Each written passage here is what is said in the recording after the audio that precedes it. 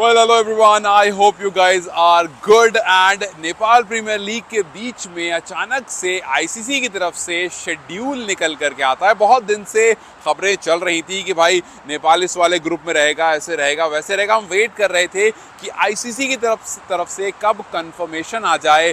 फरवरी का महीना और इस बार नेपाल के पास चांसेस काफ़ी ज़्यादा हैं पिछले बार में जो गलतियां करी थी उसको छोड़ करके, उन गलतियों को सुधार करके आगे बढ़ने का। कौन कौन सी टीम नेपाल के साथ खेलेगी T20 वर्ल्ड कप 2026 में, उसके बारे में बात करेंगे।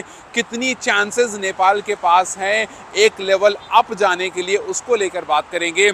और रोहित पौडेल के लिए एक बड़ा सा क्वेश्चन मार्क कहूं या फिर एक बड़ा चैलेंज अब उनके सामने आ गया है, उसको लेकर भी बात करेंगे। लेकिन सबसे पहले आपके सामने शेड्यूल थोड़ा सा पढ़ देता हूं। टीम कौन कौन सी है जिनके साथ वो खेलने वाले हैं, वो आइकॉनिक ग्राउंड के बारे में थोड़ी सी बात कर लेते हैं और डेट्स के बारे में बात कर लेते हैं। तो नेपाल जो है वो इंग्लैंड, इटली, वेस्ट इंडीज़ और बांग्लादेश, इन 4 टीमों के साथ खेलने वाला। अब देखो इसमें इंटरेस्टिंग क्या है। इसमें इंटरेस्टिंग ये है, सबसे पहला तो ऑब्वियसली जिस ग्राउंड में ये मैच हो रहा है, ये हो रहा है मुंबई के वानखेड़े में। सारे मैचेस जो हैं वो मुंबई में। ये सबसे अच्छी बात है कि भाई एक ही वेन्यू दिया गया है कि आपको बहुत ज़्यादा इधर उधर ट्रैवल करने की ज़रूरत नहीं है। आपको एक आइकॉनिक, ऐसा भी नहीं कि कोई रैंडम वेन्यू, एक आइकॉनिक वेन्यू मिला है। एक मैच वहाँ खेलिए, उस पिच का अंदाज लीजिए, समझिए। आप सोचो पहले आप इंग्लैंड के सामने की, जस्ट इमेजिन करो, एक आप अपने दिमाग में एक इमेजिनेशन क्रिएट करो कि आज नेपाल वर्सेस इंग्लैंड का मैच है उस आइकॉनिक वानखेड़े स्टेडियम में। नेपाल जाती है, उतरती है, खेलती है, अच्छा खेलती है, हार जीत की बात नहीं कर रहा हूं मैं, अच्छा खेलती है, उस पिच को समझती है, अंदाज लगाती है, और फिर उसके बाद अगले मैच में वो इटली के सामने आती है। अब देखिए T20 है, वी ऑल नो, कुछ भी हो सकता है, कभी भी हो सकता है, कोई भी टीम किसी को भी हरा सकती है। अफगानिस्तान ने ये प्रूव किया है कि वर्ल्ड कप जैसे बड़े प्लेटफॉर्म में आप बड़ी टीमों को अपने स्पिन से हरा सकते हो।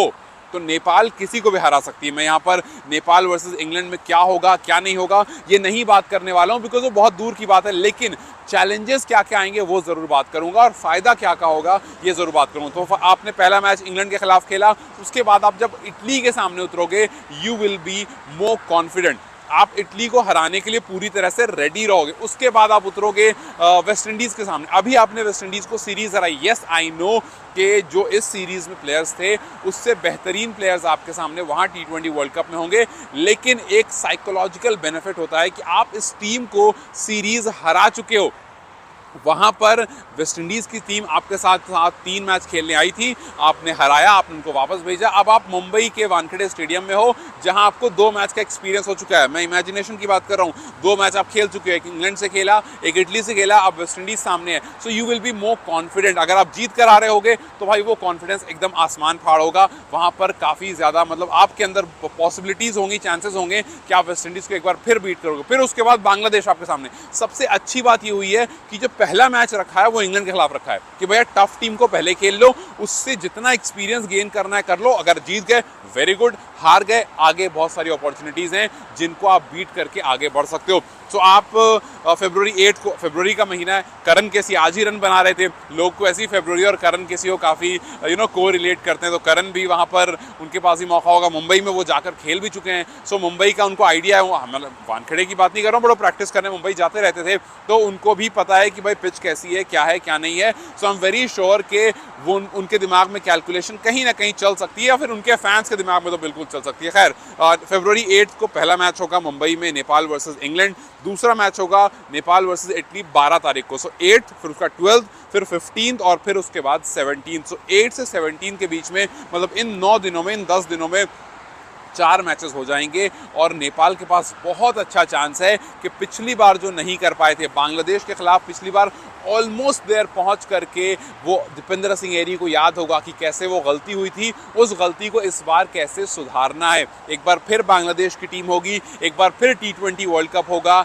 एक बार फिर आपके पास मौका होगा कि यहाँ से आगे बढ़ो। आप इस स्टेज से, इस वाले ग्रुप स्टेज से निकल करके आगे वाले स्टेज में पहुँचो और यहाँ पर कम से कम 3 टीमों को हराओ। आप वो 3 टीम कौन सी होंगी, यू डिसाइड। बिकॉज मैं इस बात को तो मान सकता हूँ एटलीस्ट कि इटली के सामने आप स्ट्रॉन्ग खड़े होगे, मैं ये मान सकता सकता हूँ कि आप बांग्लादेश को टफ कंपटीशन दोगे, और मैं ये मान सकता हूँ कि आपने वेस्ट इंडीज़ को अभी हराया है तो आपके अंदर वो साइकोलॉजिकल बेनिफिट होगा। हालांकि टीम ज़्यादा मजबूत होगी वेस्ट इंडीज़ वाली, बट आई रियली थिंक कि ये बेहतर होने वाला है। और फिर उसके बाद इंग्लैंड वाला मैच जो होगा, यस वो बहुत एक्साइटिंग होगा। Anything can happen. जैसा मैंने आपको कहा कि भाई अफगानिस्तान हमारे सामने एग्जाम्पल रख चुकी है कि आप T20 में हरा सकते हो किसी भी टीम को, बिकॉज आपको 2 अच्छे ओवर चाहिए हो यार। आज देखो आज क्या हुआ, करण केसी लास्ट में आते हैं, 11 बॉल खेल करके वो तहस नहस कर देते हैं, 3-4 छक्के लगा देते हैं और कहानी एकदम जो नीचे नीचे लग रही थी उसको अच्छा स्कोर पहुंचा देते हैं बोर्ड पर। सो T20 यही होता है कि भाई आप 15 ओवर में 100 रन पर स्ट्रगल कर रहे हो, 90 रन पर स्ट्रगल कर रहे हो, और अगले 5 ओवर में आपने आकर के 70 रन मार दिए, 80 रन मार दिए और एकदम स्कोर बन गया। या फिर कोई टीम बहुत अच्छा चल रही है और 3 विकेट गिरी और एकदम कहानी जो है वो खत्म हो गई। सो यस, आपको वेन्यू बहुत अच्छा मिला है। एक ही वेन्यू पर आप मैचेस खेलोगे तो आपको एक्सपीरियंस होता जाएगा, नई कंडीशन के बारे में सोचना नहीं होगा।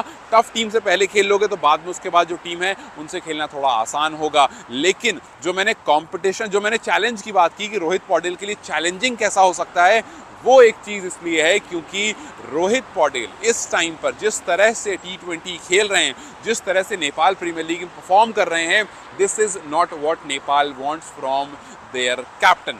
ये एक बड़ी चीज़ है कि रोहित आपके सामने एक बड़ा कंपटीशन है।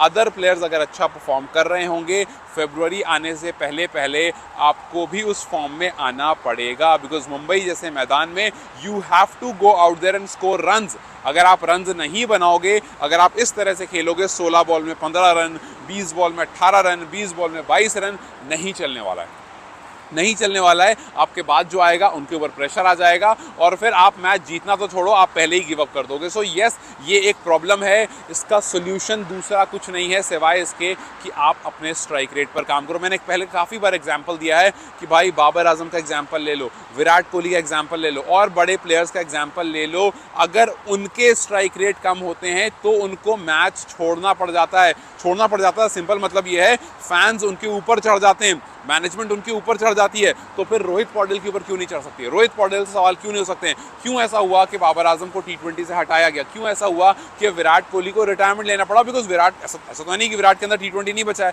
बिल्कुल बचा है, हम IPL में देखते हैं। लेकिन उनको ये पता था कि भाई this is the right time. अगर मेरा स्ट्राइक रेट और ऐसा गड़बड़ाया तो जो वैल्यू मैंने बनाई है वो वैल्यू जो है वो खराब हो जाएगी। And that is the main reason कि विराट कोहली ने सोचा कि अब टाइम आ गया, मैं रिटायरमेंट ले लेता हूँ। सो रोहित पौडेल अगर इस टाइम पर करेक्शन नहीं कर पाए, अपने स्ट्राइक रेट को इंप्रूव नहीं कर पाए, then it is going to be very very very very problematic for Rohit Paudel. So let's just hope के रोहित इससे ओवरकम करें, रोहित इसको फाइट करें, आगे बढ़ें और आ करके थोड़ा सा बेहतर परफॉर्म करें और फिर टीम को बहुत पॉजिटिवली ले जाकर T20 वर्ल्ड कप में मुंबई में जाकर उतारें, क्योंकि उससे पहले आपको फॉर्म में आना बहुत ज़रूरी है। नहीं तो like everyone is talking about this कि भाई रोहित से बेहतर कप्तान दीपेंद्र सिंह एरी होंगे, वहाँ पर भी ये बात शुरू हो जाएगी। And there is a good possibility, अगर यहाँ पर सुदर्शन पश्चिम रॉयल्स की परफॉर्मेंस आप देखो, दीपेंद्र सिंह एरी की आप परफॉर्मेंस देखो, तो फिर भाई वो दिन दूर नहीं है जब वाकई में ये चीज़ हो जाएगी। खैर, हम मैचेस के बारे, परफॉर्मेंस के बारे आगे बात करते रहेंगे। एक और बात करके इस वीडियो को ख़त्म करूंगा कि आई कैन नॉट इमेजिन कि बॉम्बे में, मुंबई के वानखेड़े स्टेडियम में कैसा होगा नेपाल का मैच, कैसा क्राउड होगा, किस तरह से लोग वहाँ पर भीड़ के साथ जाकर उतरेंगे और एकदम you know that crazy enthusiasm जो नेपाल फैंस के अंदर है वो मुंबई के मैदान में कैसा दिखेगा। ये भाई this is something that is giving me a lots of hope. So let's just see कि फरवरी कैसा होता है, लेट्स जस्ट सी कि नेपाल किस तैयारी के साथ जाता है, लेट्स जस्ट सी कि स्ट्रेट ब्लॉक किस तैयारी के साथ, बिकॉज हमेशा से उन्होंने कहा है T20 world cup, T20 world cup, T20 world cup, T20 world cup is right here. कुछ महीनों में वो सामने आ जाएगा और फिर हमें देखना होगा किस तरह का रिजल्ट होगा। खैर, I know there are going to be a lot of videos from my side about T20 world cup, this was the first one. What is your take on the venues, what is your take on the opposition, और आपको क्या लगता है किसको नेपाल को हराना आसान होगा, क्या पॉसिबिलिटीज है, 4 में से कितने मैचेस नेपाल जीतने वाला है, मुझे कमेंट सेक्शन में बताओ। Till then you guys take care, I will keep bringing more videos regarding T20 world cup because it's a very very very important part of Nepal cricket at this moment. Till then you guys take care, I'll see you very soon.